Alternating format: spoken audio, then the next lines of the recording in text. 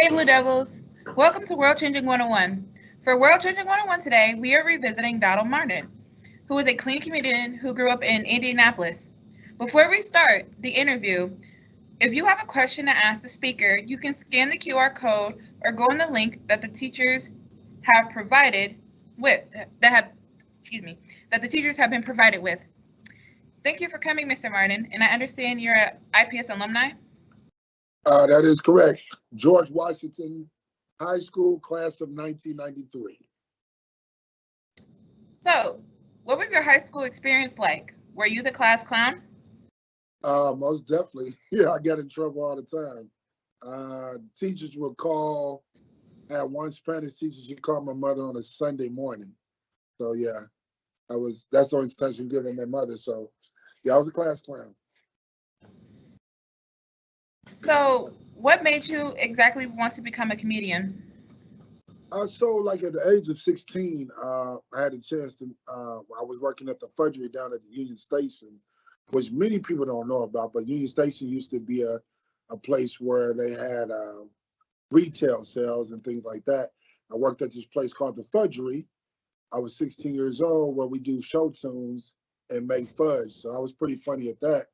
And I met a famous comedian. He's still doing it now. Actually, Michael Collier. So we talking about 31 years ago.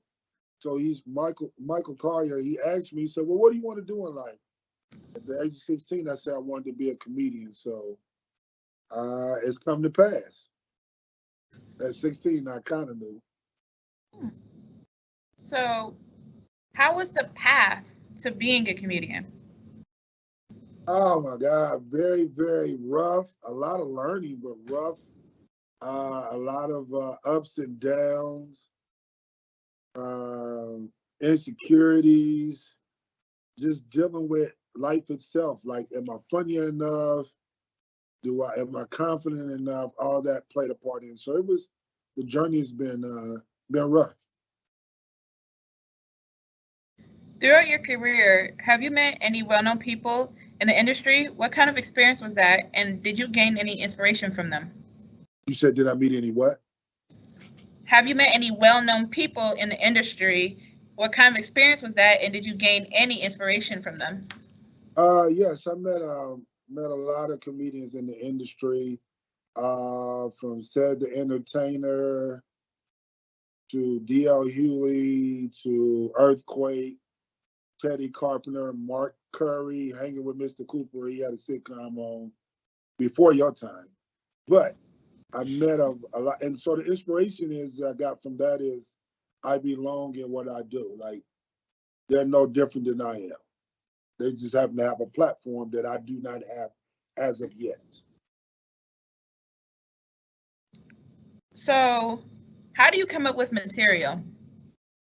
Through life experiences. I do, from being a parent, being a son, being in relationships, all that plays a part in it.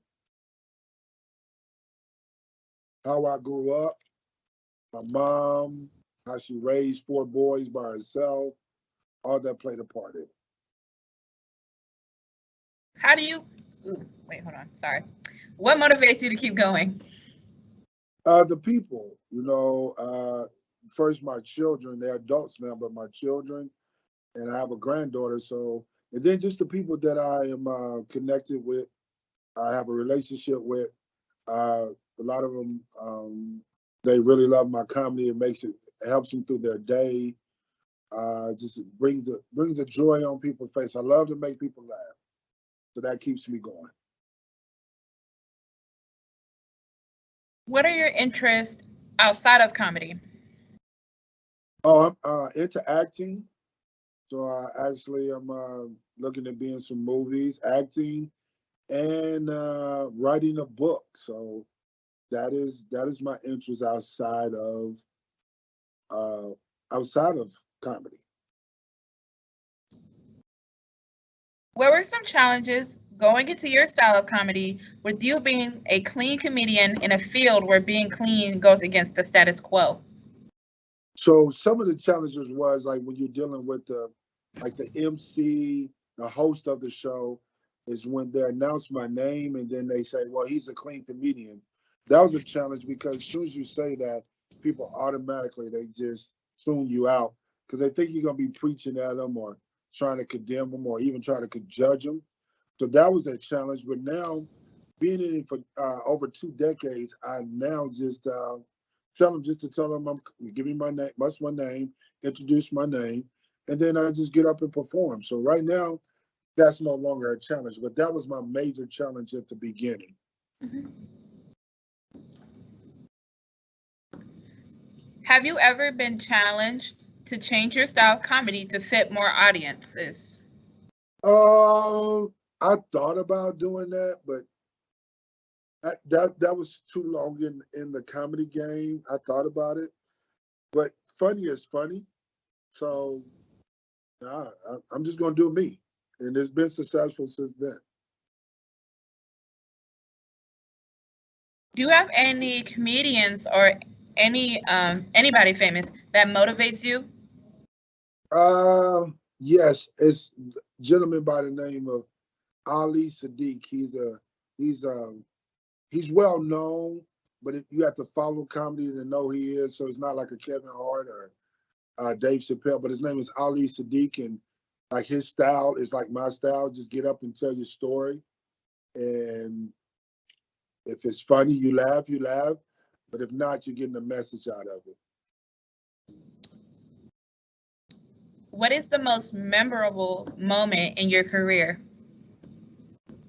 What's the most memorable moment in my career? Mm-hmm.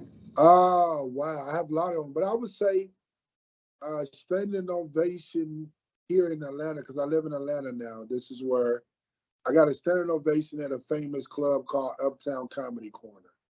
So when I got that ovation in December like 18th of last year, that was probably my proudest moment. Because I'm from Indianapolis, and to be down here in Atlanta, people don't know me down here. So to get a standing ovation from strangers was amazing. Um, if you could choose a cast for any movie, who other than you would be a part of the cast? Oh, wow.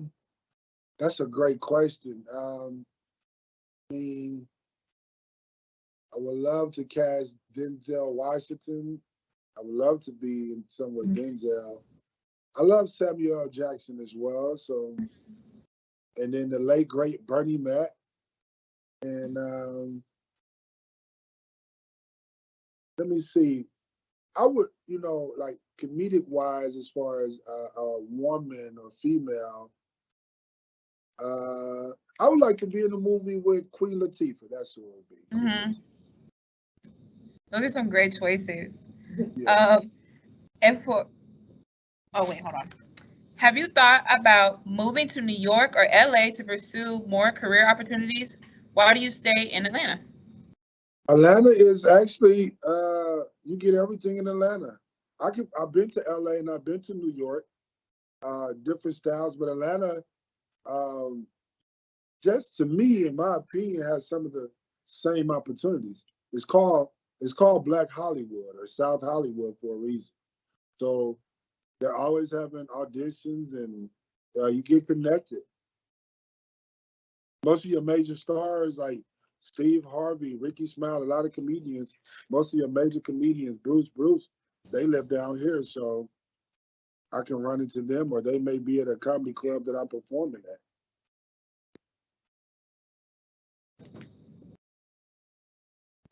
What storyline would you choose for a movie you starred in? The name of the movie be called It's a Beautiful Pain. And the storyline just be my life, how it's been painful, but it's been beautiful. Is there any special guest stars you would put in that movie? Or like, would you like to play yourself? I would have my son play me son will play me younger. And then as I get older, I'll play me. So it'd be a transition of getting older in my movie, like from my adolescent years to my teenage years until my adult years. So my son, I would want my son to play me, my youngest son. Okay, so you mentioned something about getting into writing books. What genre of books do you think you would write? Who would be the main audience for your books? So my genre of books would be nonfiction, because it'll just be about my life coming up and what I'm doing. And then what was the next question? Who would be the main audience? Oh, so the main audience for me would be young entrepreneurs, you know. That would be my audience.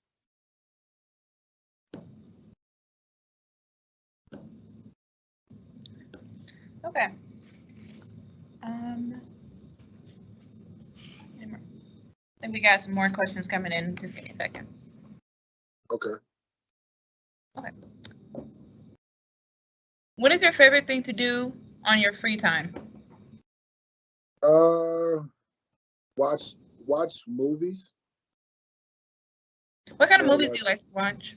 I like drama movies. I like movies that like you want to cry and stuff like that. So that's the kind of movies I like. Do you have any favorites as of right now? See, once again, these are older movies, but like Primal Fear, Shawshank Redemption,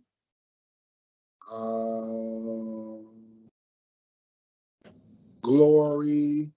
I like Malcolm X. Do the Right Thing. They're my type of movies. I like Do the Right Thing. That's a good movie. Okay. Okay, we're currently getting more questions. Okay, good. That's a good thing.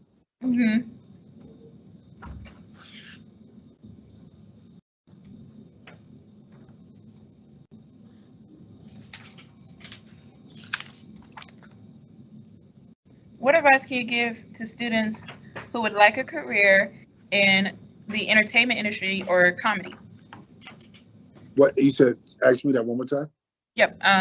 What advice can you give to students who would like a career in the entertainment industry or comedy? The first thing is do research. Like, what's your why? Why do you want to do it?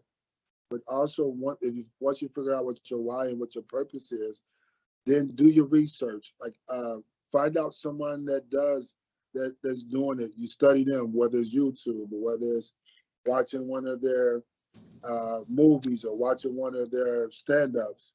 But also, with that being done, make sure you be yourself. Like, don't compromise who you are.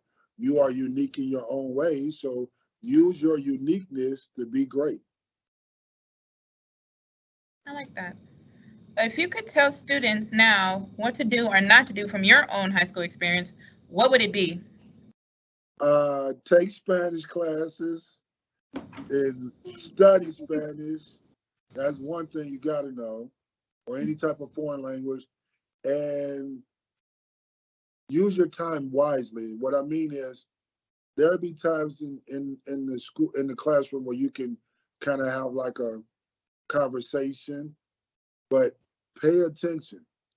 Pay attention to and all the details of what you, not so you can just pass the test, but learn how to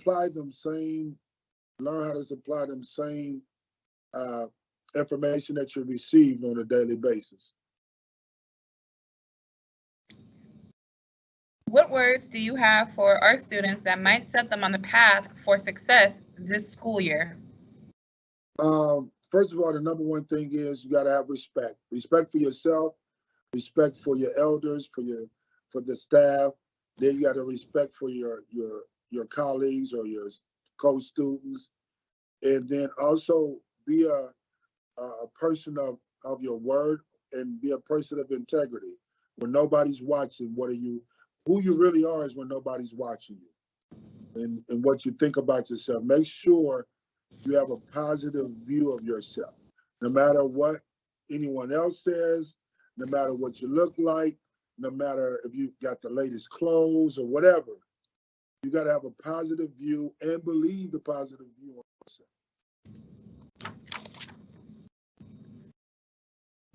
What is the hardest part of your job as a comedian?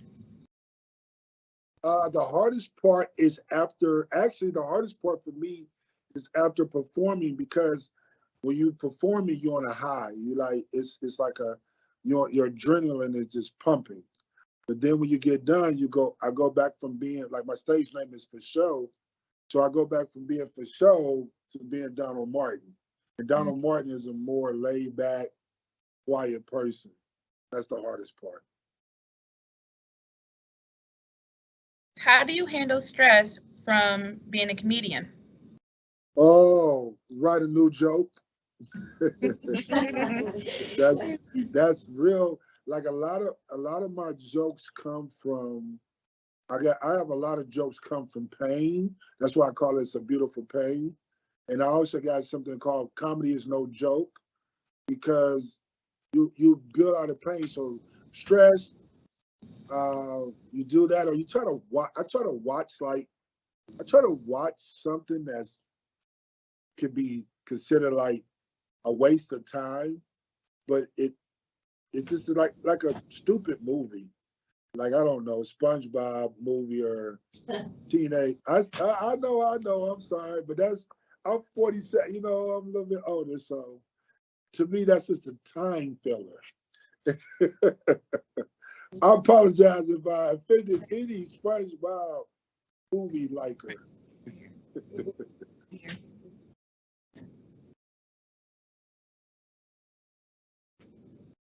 Okay, so I actually just received a message, and somebody asked for you to tell us one of your jokes. I knew that was coming. See, now I could tell you a joke, but let me see. What joke can I tell you? Oh my God, I got so many jokes. So, but see, understanding about comedy, I could tell you this joke, but it's not in the, and it's because I'm not in the comedy atmosphere. Like, Right. it's a spirit. Like, comedy and laughter is a spirit. So I just give this one joke, and y'all are young, so I'm trying to think of a joke that y'all will understand. Oh my God. What goes over good with? So I do this simple. It's a simple joke. So I'll be like, so I do travel a lot. So I do travel all over the United States. I'm a national comedian. And, like, if I'm in Indiana and I go to Indiana and I'll be like, man, I just got in from LA. So, and people start clapping because, I'm a national comedian, and say LA. And then I would say fitness. And so, not LA, California, but LA fitness. So Yeah. that joke goes over with anybody. So you laughing. So that's the kind of joke that I do. So that's a universal joke. You can be 9, or if you know what LA fitness is, you're gonna laugh at that joke. Yeah.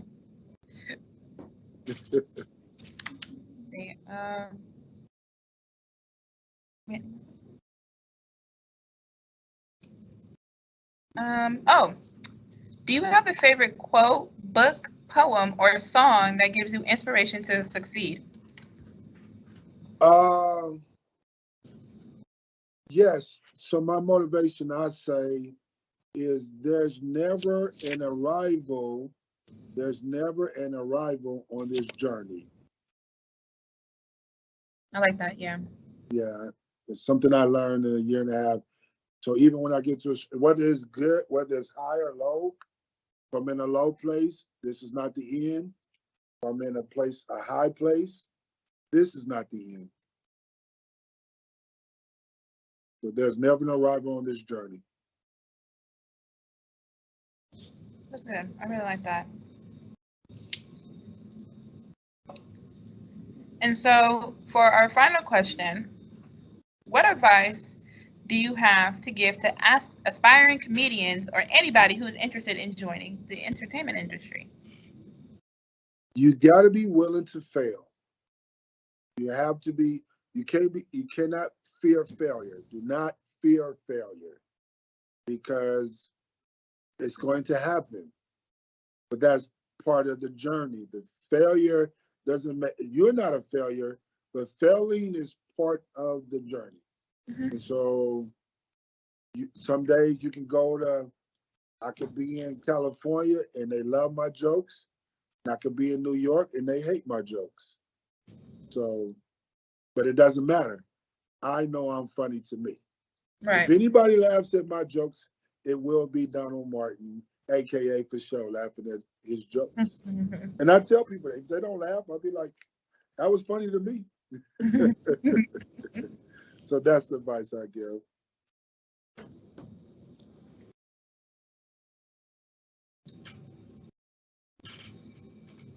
So, do you believe that education is important for what you do? Or yeah. Very, very important, because you got to be educated of your surroundings. You got to be educated what's going on in the world. And as being a comedian and having a mic, I'm also like a social activist as well. So when I get up, I may be able to talk about certain things that's going on in the world that may be very controversial, but I can bring it in a comedic way so they will understand what's needed. So education is very, because you will never stop learning, never. You're going to learn something. Hopefully you learn something every day.